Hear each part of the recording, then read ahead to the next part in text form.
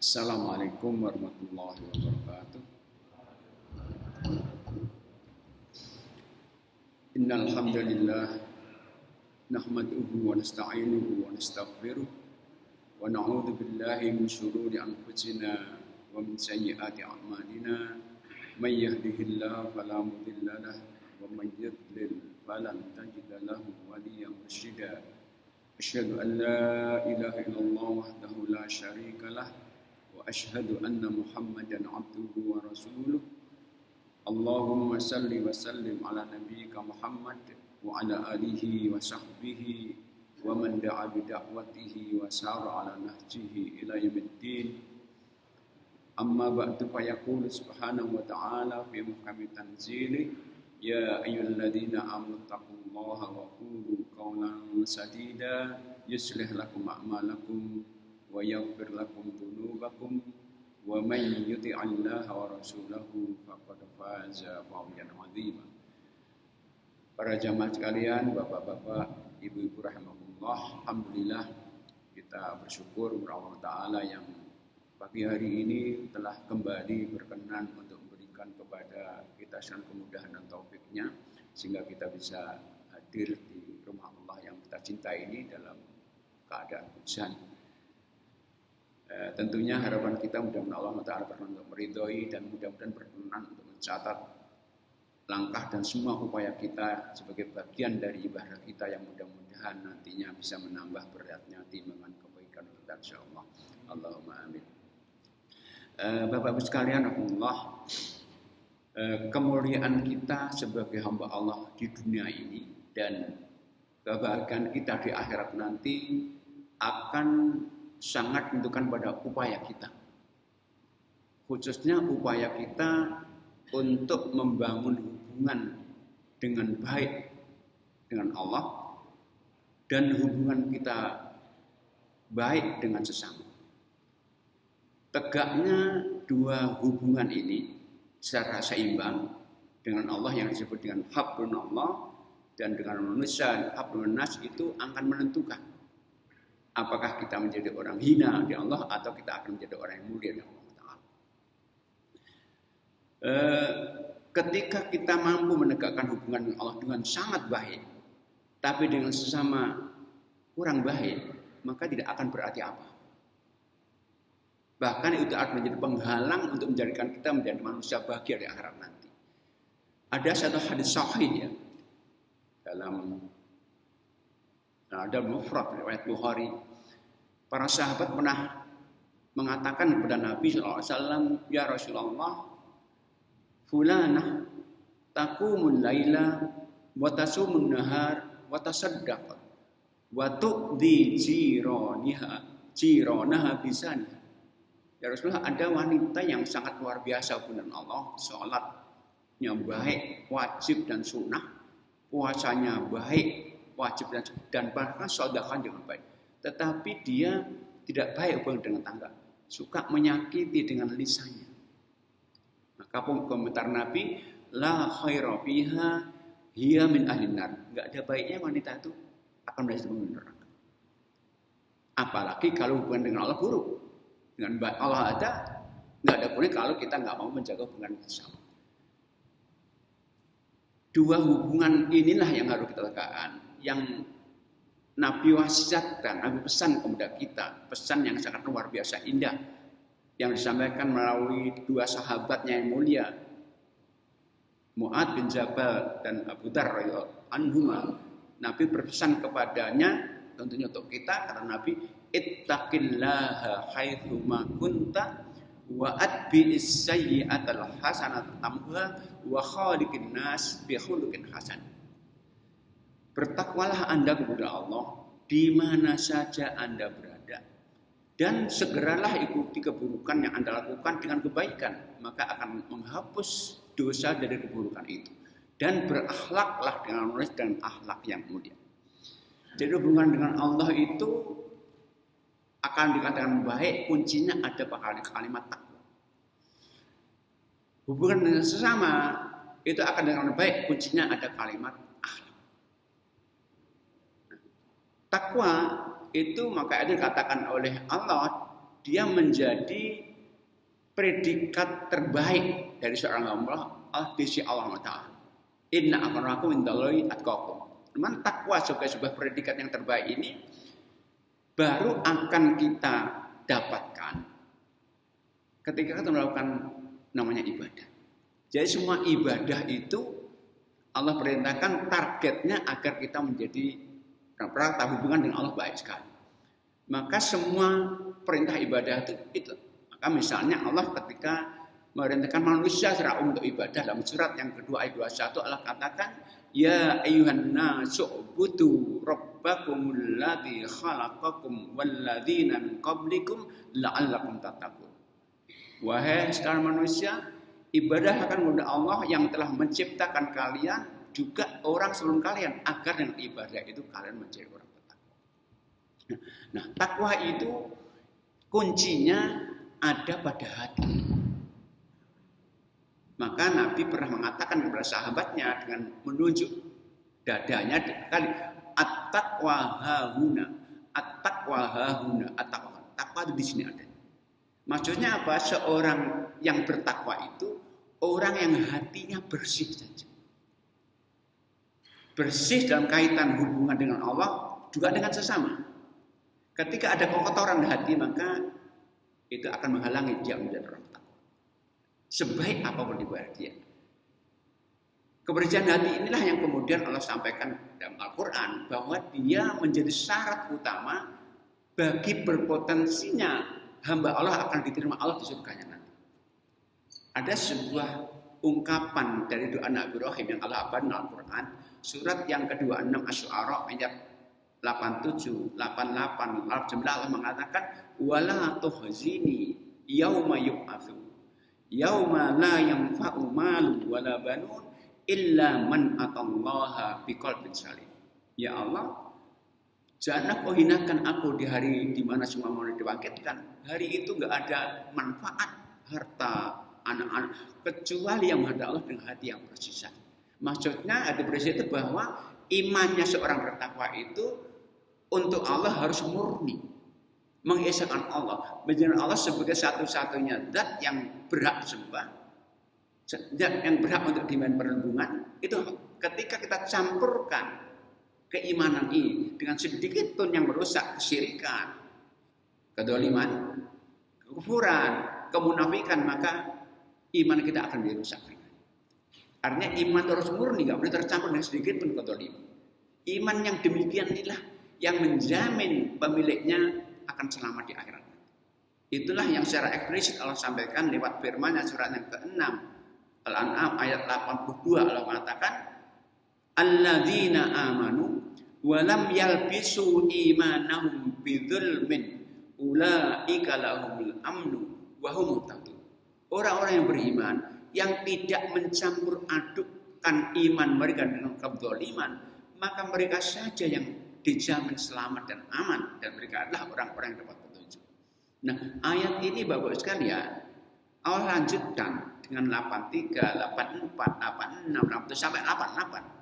Disebutkan 88 Nabi Ibrahim, 85-nya Nabi Musa, Nabi Isa, Nabi Yusuf, Harun, disebutkan semuanya, ditutup ayat 88-nya dengan mengatakan dzalika hudallahi yahdi bihi may yasha'u min ibadihi walau asyraku lahabita anhum. Maka yang Allah, itulah petunjuk Allah yang Allah berikan kepada hamba-hamba yang dipilih. Seandainya para nabi itu pun syirik, maka semua amal mereka akan sia-sia dan mereka akan termasuk orang yang merugi. Jadi kita tidak boleh menduakan Allah dalam zatnya, dalam amalnya, sifat-sifatnya, termasuk dalam ibadah. Allah harus murni untuk Allah saja. Saat kita ibadah kepada Allah, maka syarat utamanya semua ulama sepakat niatnya harus karena Allah. Artinya kalau ibadah itu karena laksanakan karena perintah Allah, bukan untuk yang lain. Sedikit kita geser maka akan rusak. Kita infak niatnya itu dakwah, tapi saat itu kita juga punya di hati kita agar dikatakan dermawan, maka enggak ada. Dan ini akan Allah uji. Allah akan uji terus, maka kita wajib mengamalnya. Saya contohkan, kita misalnya kok membantu pembangunan masjid dengan dana yang cukup besar, niatnya karena Allah, nggak ikhlas benar. Tapi bisa jadi Allah nanti di akhirnya, saat pembangunan masjid itu kok sempurna, kemudian panitia bangun tidak mengumumkan donatur, kok kita kadang kok nama saya nggak disebut, itu akan menjadi rusak. Ujian sama para nabi itu Allah ingatkan agar mengawal imannya ini sampai akhir. Seandainya 50 tahun beramal ibadah dengan baik, tapi di akhirnya kok rusak, maka akan sia-sia dihapus semuanya. Peringatan Allah kepada para nabi dan Allah ungkapkan dalam Al-Quran surat yang ke-39 Az-Zumar ayat 65, Allah katakan walaqad uhiya ilaika wa ilal ladzina min qablika la in asyrakta la yahbatanna amaluka wa la takunanna minal khasirin. Sungguh telah diwahyukan kepada kamu ya Muhammad dan kepada seluruh nabi sebelum kamu, seandainya engkau sekarang kok mati syirik, maka amalmu yang akan Allah hapus semuanya dan engkau pasti akan. Ini harus diketahui. Itu inti dari takwa, kebersihan hati, hubungan dengan Allah Taala. Namun tentunya namanya ibadah, nama takwa itu harus dibuktikan dalam bentuk amal ibadah. Maka Allah itu ciptakan kita untuk ibadah. Nah, ibadah itu wujudnya adalah melaksanakan perintah dan menjauhi larangan. Nah, dalam kaitan ibadah ini Allah tegaskan untuk perintah laksanakan semampu kalian, seoptimal baikkan. Kalau nggak mampu lagi maka gugur ibadah. Kita nggak bisa zakat, nggak wajib zakat. Nggak wajib haji, nggak wajib haji. Kita nggak mampu sholat berdiri boleh duduk, semampu kalian, seoptimal kemampuan. Tapi untuk larangan perintahnya wajdan jauhi semua, nggak pernah mengatakan tinggal larangan semampu kalian, semua harus ditinggalkan.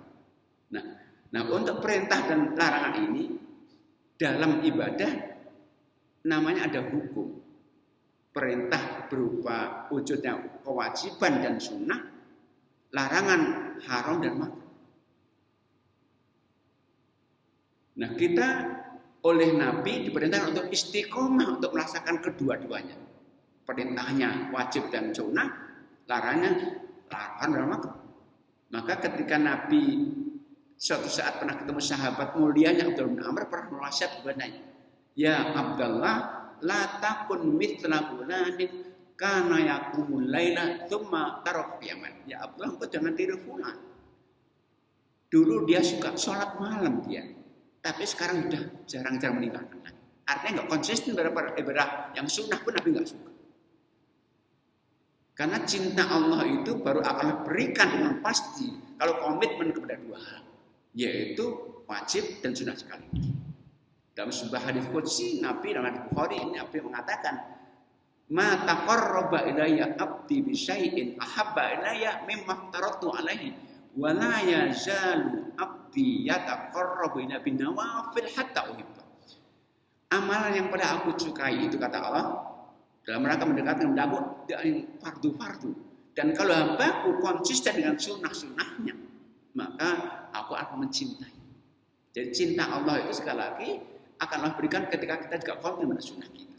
Maka jangan pernah meninggalkan sunnah kalau ada, kecuali ada urusan syar'i. Nabi gak pernah meninggalkan sunnah. Kecuali ada urusan syar'i, itu pun Nabi yang dikontrolnya. Itu bukti kita takwa.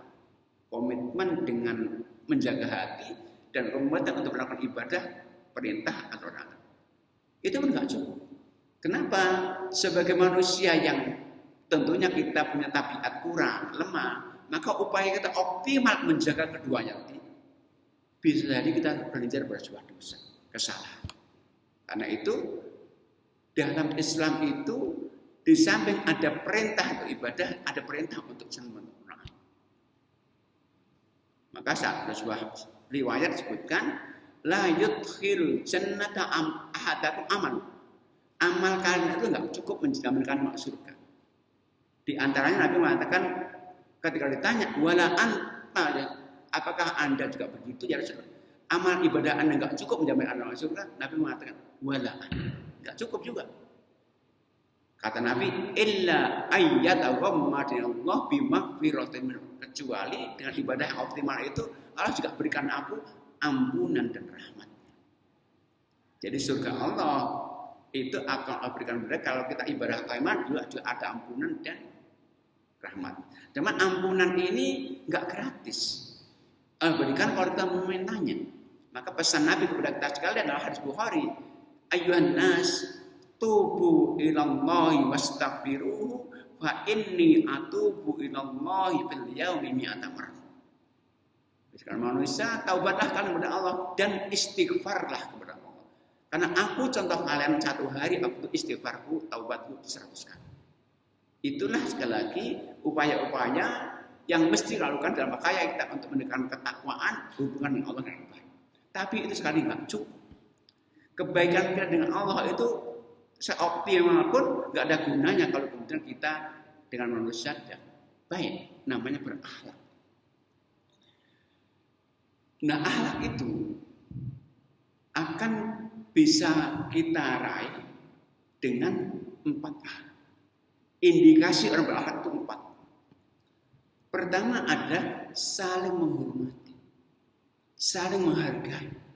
Kalau seorang sudah nggak menghormati temannya, kawannya, maka nggak berakhlak.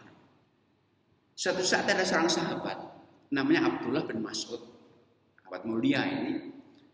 Namun beliau itu punya satu fisik yang kecil. Suatu saat tersingkap betisnya. Nah, ada sahabatnya yang melihat itu, rupanya agak kurang berkenan, melecehkan, kok kecil. Maka ketika itu diketahui Nabi, karena di hadapannya Nabi mengatakan, innaka mru'un fika jahiliyah. Engkau laki-laki yang dirimu ada jahiliyah, itu enggak Islam gitu. Enggak berakhlak berarti. Itu yang pertama. Yang kedua, indikasi orang berakhlak itu yaitu dia peduli, empati. Maka orang muslim enggak peduli dengan kawannya, tetangganya, temannya, itu enggak berakhlak. Maka bahkan ini sampai Nabi dikaitkan dengan keimanan ini. Dalam sebuah riwayat Nabi mengatakan, la yu'minu man bata syab'ana wa jaruhu ja'iun wa ya'lam. Tidak sempurna iman seorang itu kalau dia bisa tidur kenyang sementara tak mengetahui nangnya kelaparan. Maka dalam Al-Qur'an disebutkan satu sifat penghuni surga itu yaitu orang itu kalau punya harta itu enggak boleh dikonsumsi habis. Dari awal harus ada yang disisihkan untuk dialokasikan kepada yang enggak punya, yang minta dan yang enggak minta-minta. Maka orang mukmin itu kalau infaknya nggak boleh menunggu orang minta saja, harus mencari orang nggak minta. Karena orang fakir ada juga yang mereka nggak mau minta. Hal itulah yang Allah sampaikan lewat Quran surat yang ke-70 ayatnya 24-25. Kata Allah menjelaskan ini sifat penghuni surga. Walladzina fi amwalihim haqqum ma'lum lis-sa'il mahrum. Di harta orang-orang beriman itu ada jumlah tertentu yang disisihkan dari awal untuk diberikan nanti kepada orang nggak punya, yang minta dan nggak minta. Empati, peduli. Maka ada sebuah riwayat mengatakan, riwayat ini lah, man lam yahtamma bi amril muslimin walaysa minhum. Siapa yang nggak peduli dengan urusan orang mukmin yang lain, maka bukan dari golongan. Ini kedua. Ketiga, indikasi orang berakhlak itu yaitu orang yang namanya tahaful. Orang yang bisa mengabaikan aib kekurangan orang lain. Setiap kita punya kelebihan, punya kekurangan, maka seorang muslim itu harus mampu untuk memicingkan matanya, melihat kekurangan saudara, tutup dengan kebaikan. Karena itu seorang muslim itu kalau disakiti, maafkan. Sakiti, maafkan. Saiki, maafkan. Gak boleh menunggu minta orang teman. Maka Allah sebutkan sifat penghuni surga itu. Allah sampaikan lewat Quran surat yang ketiga ya, ayat 134. 133-nya Allah katakan wasari'u ila maghfiratin min rabbikum wa jannatin 'arduhas samawati wal ardu uiddat lil muttaqin. Dan bersegeralah kalian untuk menuju ampunan Allah dan surga Allah yang luasnya seluasnya yang hanya diperuntukkan orang bertakwa saja. Siapa itu? Alladzina yunfikuna fis sarra'i wal dharra'i wal kadhiminal ghaidha wal 'afina 'anil nas. Penghuni surga itu mereka-mereka yang peduli infaknya terus-menerus dalam keadaan kaya atau miskin dan mampu mengendalikan emosinya, enggak marah. Kalau marah kendalikan dan memaafkan orang-orang yang menyalahi. Dan dalam kaitan ini, maafkan ini dalam perintah Allah nggak cukup ternyata. Dari perintah Allah untuk memaafkan kesalahan itu, tambah lagi dengan al-ashafu, yaitu apa? Lapang dada. Karena ada orang memaafkan tapi masih ada ujungnya. Saya maafkan tapi nggak lapar. Itu sama ikhlas. Saya ikhlas kok, tapi namanya nggak ikhlas. Al-afwasof. Maka ada satu kisah ya. Zaman Nabi, sahabat termulia itu Abu Bakar radhiyallahu anhu. Termulia itu, nggak ada yang menandinginya. Beliau itu sahabat yang banyak hartanya. Tapi doa beliau sangat begini. Allahumma ja'al itu nabi adina. Lalu ya Allah jadikan dunia di tangan kami, jangan dimasuk aja. Maka Abu Bakar itu di Madinah itu mengcover kebutuhan ekonomi banyak sahabat miskin. Ada keluarga besar ini keluarga dekat Abu Bakar namanya Mistah bin Uthathah. Sangat miskin keluarga besar, ditanggung oleh Abu Bakar secara ekonomi. Sangat lama sekali bertahun-tahun. Tapi sekali lagi Allah pernah memuji Abu Bakar lewat kebaikannya ini. Suatu saat ada kisah yang cukup menyakitkan Abu Bakar. Aisyah radhiyallahu anha, putri beliau, istri Nabi itu pernah dituduh zina oleh seorang sahabat, seorang munafik. Nah, tuduhan ini kemudian disebarkan di Madinah. Sehingga menjadi opini masyarakat Madinah, Aisyah berzina. Nah, saat berita ini tersebar di Madinah, rupanya Mistah bin Uthathah yang keluarga besarnya dijamin oleh Abu Bakar secara ekonomi itu terpengaruh, ikut menyebarkan fitnah zina. Nah, berita bahwa Mistah bin Uthathah ikut menyebarkan fitnah zina ini sampai ke telinga Abu Bakar. Abu Bakar tentunya marah, manusiawi. Kita pun juga akan begitu. Nah, marahnya Abu Bakar itu diwujudkan dalam bentuk apa? Bersumpah untuk menghitungkan nafkah kepada Mistah. Jadi Abu Bakar nggak memaafkan, tapi merespon dengan keburukan, dengan bersumpah menghentikan nafkah kepada Mistah. Nah, respon Abu Bakar yang demikian ternyata disalahkan Allah. Itu salah, itu dosa. Maka Allah turunkan ayat khusus kepada Abu Bakar. Yang Allah berikan dalam surat yang 24 ayat 22. Namanya surat Nur, kata Allah, wala ya'tali ul fadli min wasa'ad ayyub. Janganlah orang-orang yang Allah berikan karunia harta lebih untuk bersumpah nggak beri nafkah lagi kepada kerabatnya orang miskin, orang. Kata Allah, jangan. Maka Allah katakan wal ya'fu wal yasfa, ya Allah, maafkan Mistah itu saya. Nggak cukup, wal yasfa, lapang dada Anda. Ayat itu ditutup dengan firman Allah, ala tuhibbuna ayyafurullah. Bukankah engkau suka kalau dosamu itu dihapus? Dosa Abu Bakar apa? Merasa keburukan dengan keburukan. Caranya gimana? Memaafkan dan lapang dada. Maka Nabi sebagai teladan kita itu kalau disakiti nggak pernah marah. Marahnya kalau yang Islam disakiti. Nabi kalau disakiti doakan yang menyakiti itu akan menjadi baik. Maka ada kisah tentu kita tahu dalam sejarah Abu Bakar pernah ketika di Makkah sudah hampir dimoi oleh pembesar orang kafir Quraisy, beliau berupaya untuk ke Taif dengan maksud mendakwai pemuda-pemuda Taif untuk menjadi pendukung dakwah beliau.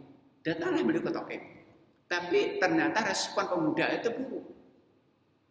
Bukan saja menolak, tapi melempari Nabi SAW sampai berdarah-darah kaki. Nah, kondisi berdarah ini kejadian itu Nabi SAW pulang ke Makkah. Sebelum melewati kampung Taif, datang 2 malaikat. Ya Muhammad, kami 2 malaikat utusan Allah. Kalau engkau menghendaki, akan kami timpakan 2 gunung Taif ini kepada pemuda yang menempari Anda tadi.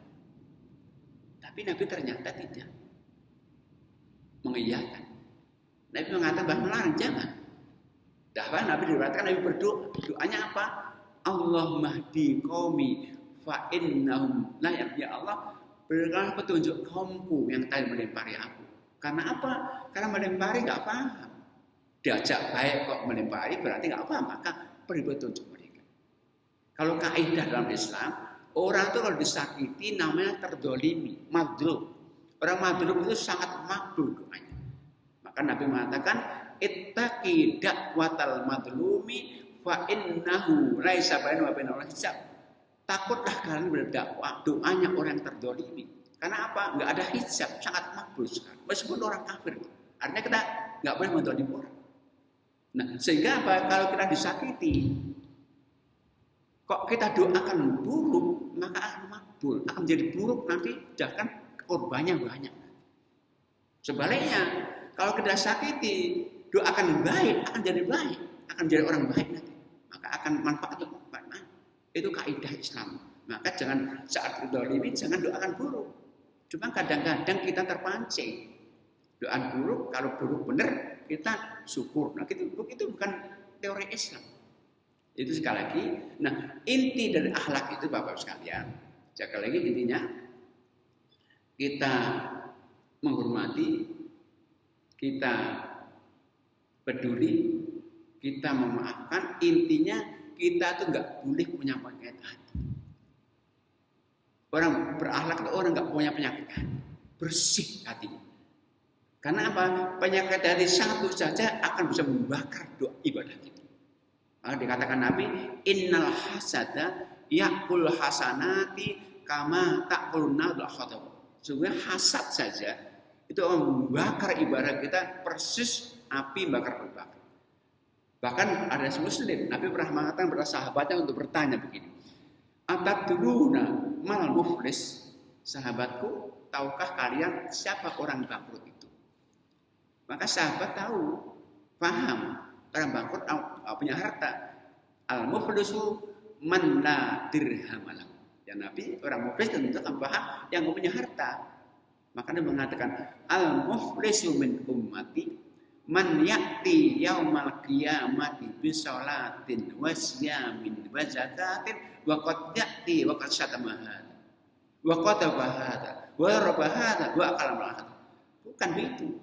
Orang bangkrut umatku itu ada orang-orang yang datang menghadap Allah nanti hari kiamat dengan membawa ibadahnya, sholatnya bagus, puasanya bagus, zakatnya, tapi dunia dia menyakiti fulan, mencela fulan, ngerasani fulan, memukul habis itu.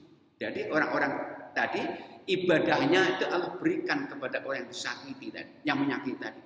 Orang disakiti tadi, yang didolimi, yang cuma dia kalau habis semuanya ibadahnya sebelum komplit, ada yang belum diberi ibadah, maka keburukan orang itu akan diberi, maka orang itu akan masuk neraka, bangkrut karena gara-gara sakit hati. Maka sekali lagi saya akan samakan orang muslim itu mestinya harus mampu untuk memisingkan matanya, melihat aib saudara tutup dengan kebaikan. Itu namanya untuk menutup minang. Nah, yang keempat, akhlak itu di samping kita harus menghormati, peduli, kemudian mengabaikan aib. Yang keempat adalah komunikasi. Kita itu harus dengan lemah lembut dan sabar. Jadi bahasa komunikasi orang yang baik hubungan dengan manusia itu, yang itu dianggap orang bertakwa, yang katanya lemah lembut. Di samping dia harus nggak boleh bohong, lemah lembut, nggak boleh kasar. Bahasa komunikasi nah yang Allah sampaikan lewat firman Allah SWT surat yang ketiga ayat 159 Ali Imran 159 Allah katakan fabima rahmatin minallahi lintalahum walau kunta faddan ghalidul qalbi lan faddu min hawlik fa'fu anhum wastaghfir lahum wasabir amri fa idza azamta fatawakkal Allah innallaha yuhibbul mutawakkilin. Kata Allah, hanya dengan rahmat Allah saja kamu bisa berlemah lembut dengan sesama. Kalau engkau kasar, keras, lari semua mereka. Jadi tugas kita itu merangkul orang, mendekatkan orang, menyatukan orang. Itu hanya bisa dilakukan dengan lemah lembut saja. Kalau kita kasar, lari semua mereka. Maka dalam Al-Quran dicontohkan, semua Rasul yang tugasnya menyampaikan kebenaran dari Allah SWT kepada umatnya, mereka nggak pernah kasar. Meskipun objek dakwahnya itu adalah kasar kepadanya. Nabi Muhammad contoh yang paling utama. Tapi seluruh Nabi, bahkan Al-Quran disebutkan ada 2 Nabi sekaligus diutus kepada seorang penjahat dunia, ngaku Tuhan, Fir'aun. Dan Nabi itu namanya Musa, Nabi Harun alaihissalam. Nah, tapi ketika Allah mengutus 2 Nabi ini, Nabi Musa dan Harun, saudaranya ini, alaihissalam, untuk mendakwai Fir'aun yang ngaku Tuhan, melampaui batas, Allah pesannya begini. Allah abadikan Al-Quran surat yang ke-20. Toha ayat 43, 44. Allah katakan, idhaba ila fir'auna innahu tagha faqula lahu qawlan layyinan. Ya Musa, ya Harun, berangkat engkau, pergi engkau, dakwai Fir'aun, telah melampaui batas ngaku Tuhan ini. Tapi pesan Allah, faqula, sampaikan ke kalian berdua kepada Fir'aun dengan kata yang lemah lembut, bukan kasar. Seorang Fir'aun ini, 2 nabi ini, tapi al-pesannya lemah lembut. Maka kalau ada seorang muslim kepada istrinya, kepada kerabatnya, tangganya, bahkan seorang ustadz kita menyampaikan dakwanya kepada objek dakwah, sejahat apapun itu nggak boleh kasar. Kalau dia kasar, maka boleh ditanyakan, Ustadz, kira-kira Anda dengan Nabi Musa lebih mulia mana? Objek dakwah Anda itu Ustadz dengan Fir'aun lebih jahat mana? Ini bahasa komunikasi. Sekali lagi, itulah sekali lagi Bapak sekalian, bahwa tegaknya hubungan keduanya ini harus seimbang. Satu tegak, satu enggak ada gunanya sama sekali. Maka itulah yang sekali Nabi pesan kepada kita, bertakwalah kepada Allah SWT di mana saja berada. Ibadah jaga, konsisten, istiqomah. Tapi sekali lagi Nabi pesan, wa'at bi'isyaid. Kalau Anda salah, dan wajar salah seorang manusia, segera lakukan kebaikan, istighfar, taubat, akan menghapus itu. Nggak cukup, tapi wa khaliqin nas, bertakwalah manusia dengan akhlak yang mulia. Nah ini Bapak Ibu barangkali hal yang bisa saya sampaikan, mudah-mudahan bermanfaat untuk kita sekalian, dan kalau mungkin ada yang ingin menambahkan, bertanya, waktu kesempatan saya berikan pada jamaah sekalian. Berada yang menambahkan silakan. Ini monggo Bapak. Nggih. Kurang berdua. Nggih. Waalaikumsalam.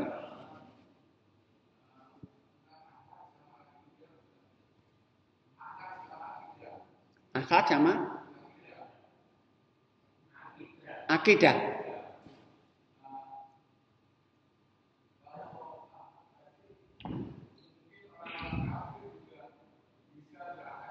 Baik.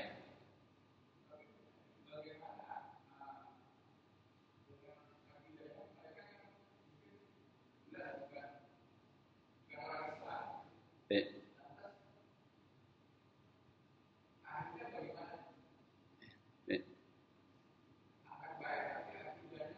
Dulu. Baik. Pertama akidah itu iman Bapak ya. Akidah sama iman. Jadi akidah sama iman itu identik. Iman ini dasar utamanya. Dan iman itu bukan paksaan, iman itu pilihan. Allah katakan bahwa iman itu pilihan. Surat yang ke-18 ayat 29. Al-Kahfi 29 Allah katakan wa qulil haqqu mir rabbikum faman syaa'a falyu'min wa man syaa'a falyakfur. Katakan Muhammad, kebenaran dari Allah. Siapa yang iman silahkan, yang kufur silahkan. Cuman pilihan itu ada konsekuensinya. Kenapa? Iman itu Allah jadikan dasar utama bagi berpotensinya amal kita akan diterima Allah SWT. Maka orang nggak beriman sebaik apapun amalnya nggak ada gunanya. Maka orang-orang yang nggak akidahnya nggak baik, nggak benar itu Allah sampaikan begini. Surat yang ke-14 Ibrahim ayat 18. Allah katakan mathalul ladzina kafaru bi rabbihim a'maluhum karamatin istaddat fi yawmin asif la yaqdiruna mimma kasabu ala syai' dzalika wadzal ba'id. Perumpamaan orang-orang yang akidahnya buruk terhadap beriman kufur itu amal baik mereka termasuk akhlaknya Allah katakan bagaikan abu yang diapan kencang pada hari yang berani keras. Dari kiamat mereka sendiri nggak ada manfaat. Maka nggak ada gunanya orang kafir akhlaknya baik, nggak ada gunanya Allah, nggak ada baik. Itu ada manfaat dunia saja, baik dengan tangganya, ada dukungan, tapi di akhirat sama sekali. Karena iman intinya. Dan akhlak yang baik itu adalah bukti kebenaran iman. Maka kalau kita lihat semua ibadah itu Allah SWT perintahkan dalam rangka membentuk akhlak yang mulia. Orang ibadah yang baik, akhlak yang mulia berarti ibadahnya nggak benar. Sholat misalnya, Allah katakan untuk sholat surat yang ke-29 45. Namanya surat Al-Ankabut. Allah katakan wa aqimis sholata innas sholata tanha 'anil fahsya wal munkar. Tegakkan sholat. Kalau sholat itu benar, mesti pelakunya akan baik. Jauh kecil dan munkar, mesti baik. Sama orang kalau puasa, tapi nggak berakhlak mulia, puasa nggak ada gunanya. Karena ini bukti kebenaran. Maka kalau orang puasa baik katanya, tapi akhlak yang mulia berarti harus dievaluasi. Mungkin ikhlasnya kurang. Maka Allah katakan begini misalnya, dan puasa khusus. Wa idza kana yaumu sami'atin, kalau kan sedang puasa, kata Nabi, fala yarfud, jangan pernah berlaku kotor.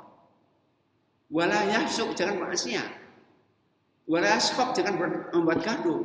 Wa insya bawahadun, kalau ada mencelanya, falanya jangan direspon. Katakan aku puasa, nggak mau berlaku kotor, berbuat fasik, kemudian mencela, kan merusak semuanya. Maka sekali harus seimbang keduanya. Akhlak baik, namanya budi pekerti baik. Tapi imannya rusak, nggak ada gunanya. Sebaliknya juga, imannya baik sekali, akhlaknya nggak baik juga. Keduanya seimbang. Baik, ada yang lain mungkin. Gitu.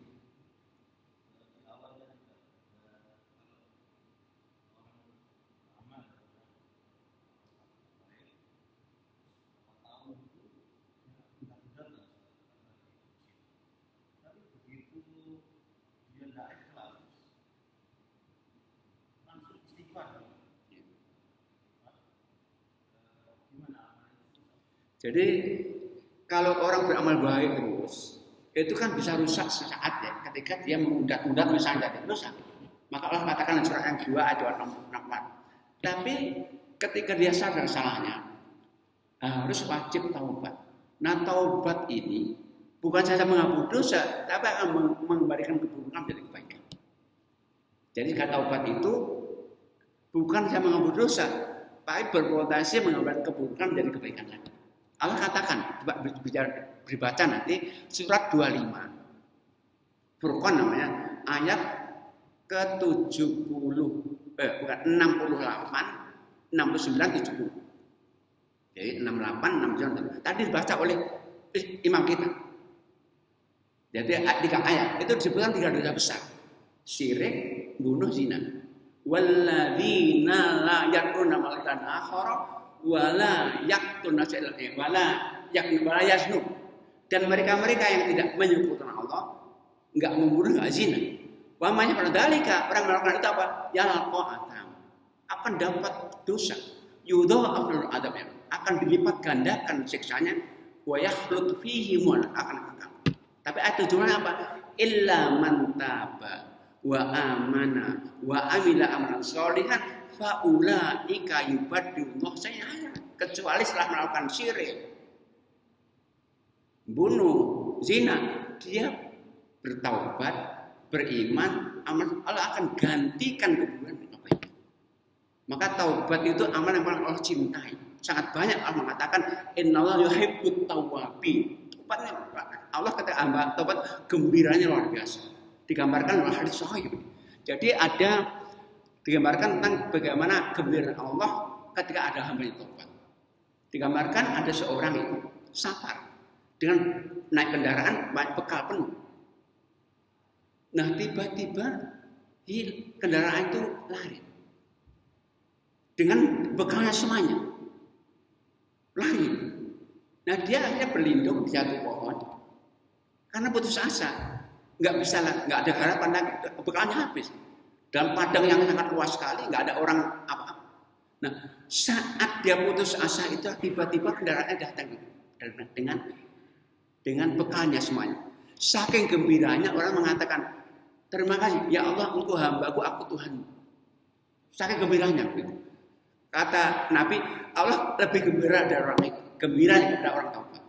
Maka taubat itu suatu hal yang sangat Allah sukai sekali. Maka pada Nabi, taubatlah kepada Allah, aku taubatnya satu hari berapa? 100 kali Allah Nabi taubat.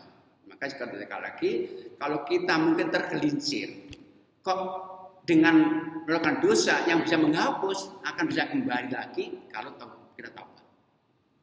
Allah Masya. Ada yang mungkin nambahkan mungkin? Gini.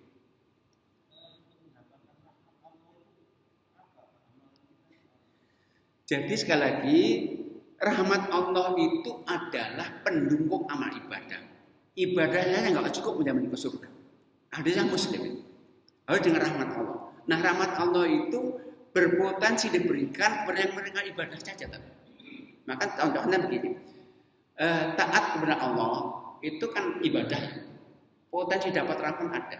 Surat yang ketiga 132. Allah katakan begini. Wa atii'u war-rasul la'allakum turhamun. Taatlah kan kepada Allah Rasul. Tapi la'allakum itu artinya apa? Semoga dapat rahmat. Semoga itu jaminan. Belum. Contoh lagi. Baca dengarkan Quran itu ibadah kan? Kata Allah dalam surat yang ke-7 ayat 204. Dua ayat sebelum akhir. Allah katakan wa idza quri'al qur'anu fastami'u lahu wa ansitu la'allakum turhamun.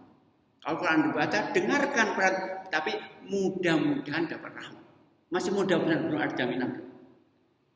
Kalau kita bertakwa itu potensi dapatan ada, tapi nggak ada jaminan. Contohnya surat yang ke-49 ayat 10. Allah katakan dalam Al-Hujurat ayat 10, innamal mu'minu ikhwatun fa aslihu baina akhawaykum wattaqullaha la'allakum turhamun. Takwalah mudah-mudahan dapat rahmat. Jadi sekali lagi ternyata ibadah itu belum ada jamin dapat rahmat juga.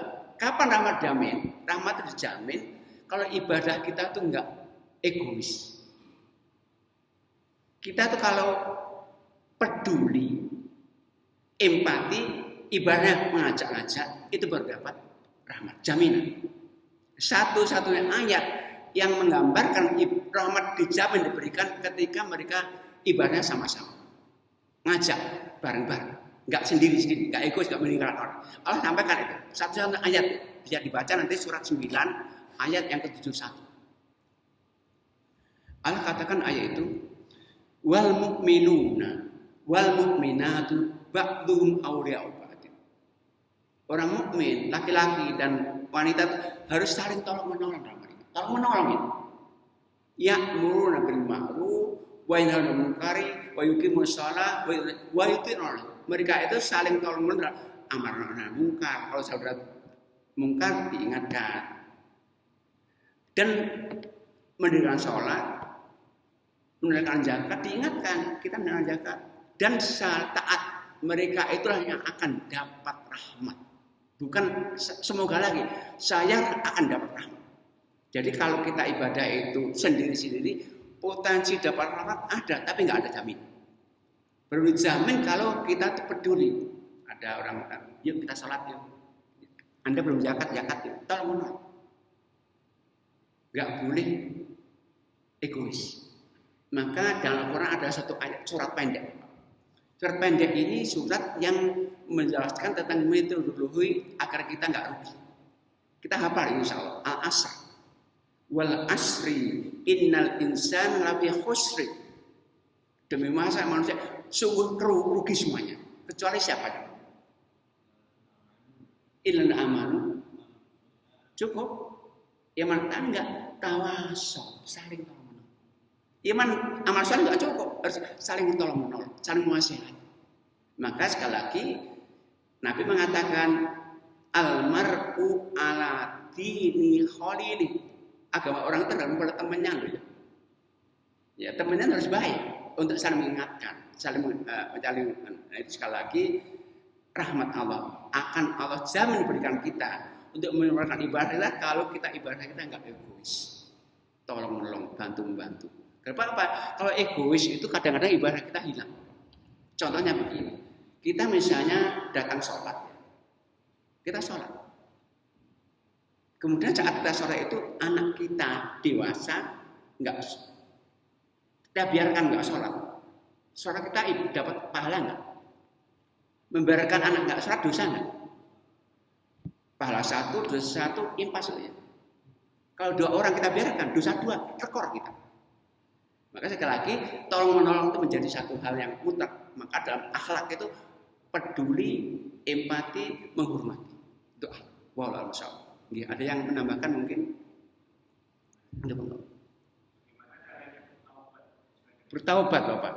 Jadi Bapak, kalau ibadah-ibadah kita itu sholat, zakat, sedekah, semua bisa menghapus dosa, tapi dosa kecil saja.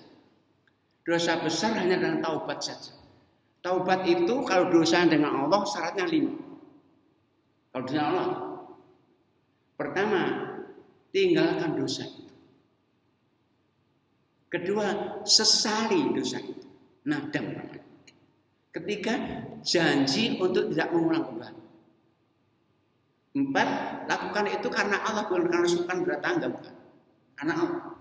Dan 5, segera lakukan, jangan pernah menunda taubat. Sadar dosa, segera tinggalkan, sesali, nggak ulang lagi, dan lakukan Allah. Itu taubat. Tapi kalau dosa dengan manusia, tambah 1 lagi, selesaikan. Mukul, minta maaf. Ngerasani, minta maaf. Hutang, banyak. Karena punya hutang, istighfar aja nggak cukup. Dan minta maaf.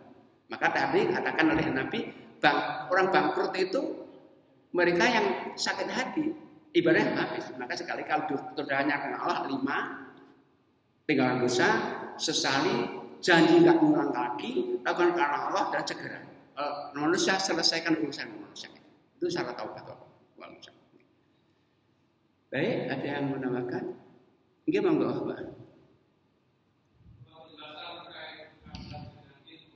Gimana, Pak?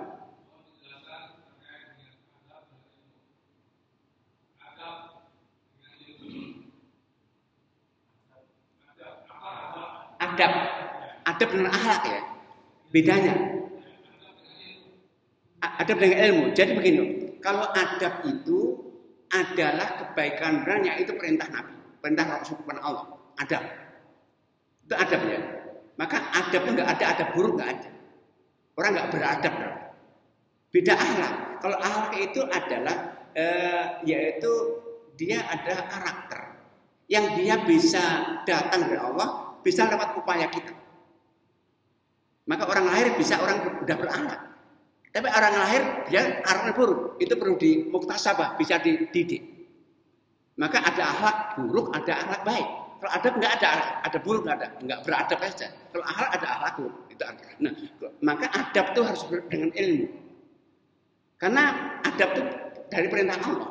Orang beradab dengan Allah. Jadi adab itu munculnya dari perintah Allah. Beradab dengan Allah, beradab dengan manusia, beradab dengan tetangga, beradab dengan diri sendiri. Kalau akhlak itu sekali lagi itu karakter yang bisa sudah pembawaan oleh Allah, tapi lewat usaha. Maka ada karena Allah enggak ada adab buruk, enggak ada. Kalau akhlak bisa mulia. Ini ada yang nambahkan mungkin? Cukup ya? Baik, kalau itu memang tidak ada, kita cukupkan dan mohon maaf ada khilaf, kita akhiri dengan doa. A'udzubillahi minasyaitonirrajim. Bismillahirrahmanirrahim. Alhamdulillahil alamin. Hamdan yuwafi ni'amahu wa yukafi mazidah. Ya Rabbana lakal hamdu kama yanbaghi li jalali wajhika wa 'azimi sultanik. Allahumma shalli wa sallim ala nabiyyika Muhammad wa ala alihi wa sahbihi wa sallim tasliman katsira.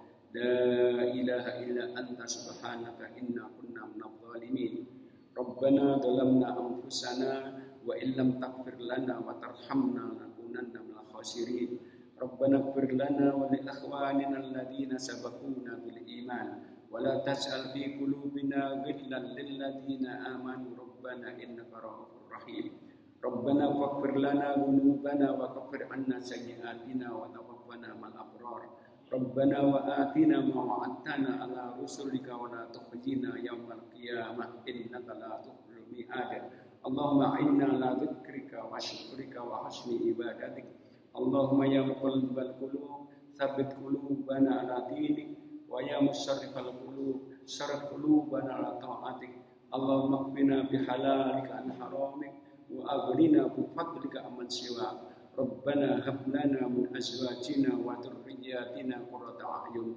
واجعلنا للمتقين إماما ربنا آتنا في الدنيا حسنة وفي الآخرة حسنة وقنا عذاب النار توفنا مسلمين والحقنا بالصالحين وسبحان ربك رب العزة عما يصفون وسلام على المرسلين والحمد لله رب العالمين. Lagi kurang maaf. Billahi taufiq hidayah. Assalamualaikum